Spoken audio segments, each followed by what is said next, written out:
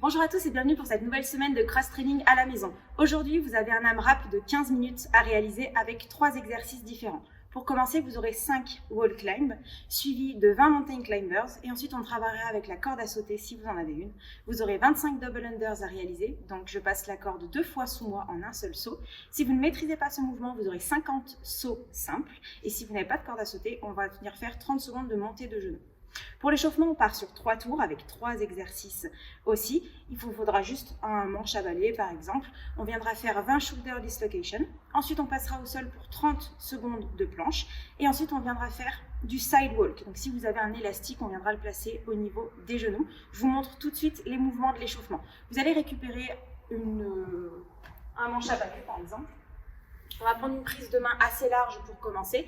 Et on va simplement passer le stick d'avant en arrière. Si vous êtes à l'aise, vous pouvez resserrer un petit peu votre prise de main, soit au fur et à mesure des tours, soit pendant le tour. Il faut simplement que vos bras restent toujours tendus. Si à un moment on commence à fléchir les bras pour passer, on vient réécarter les mains. Vous aurez donc 20 passages à faire. Une fois qu'on a fini les 20 passages, on vient se mettre au sol, en position de planche sur les mains sous les épaules, les pieds serrés, et on vient tenir la position pendant 30 secondes.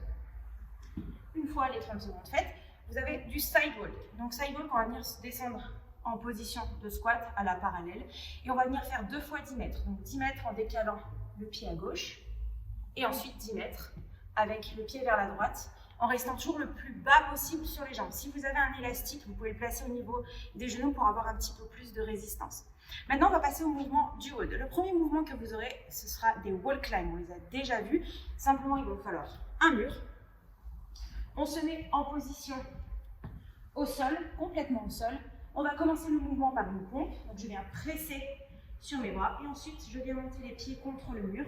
Le but étant de se rapprocher le plus possible du mur. Si on appréhende un petit peu, on peut rester ici.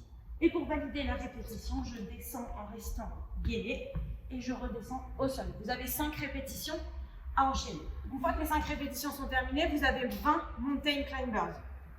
On vient se placer en position de gainage, comme tout à l'heure, cette fois-ci les pieds légèrement décollés. Et on vient emmener le genou droit au coude droit.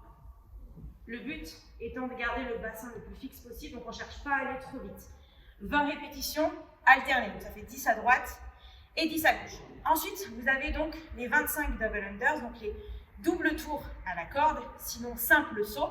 Et si vous n'avez pas de corde à sauter, on vient faire 30 secondes de montée de genoux le plus haut possible en gardant le buste le plus droit possible.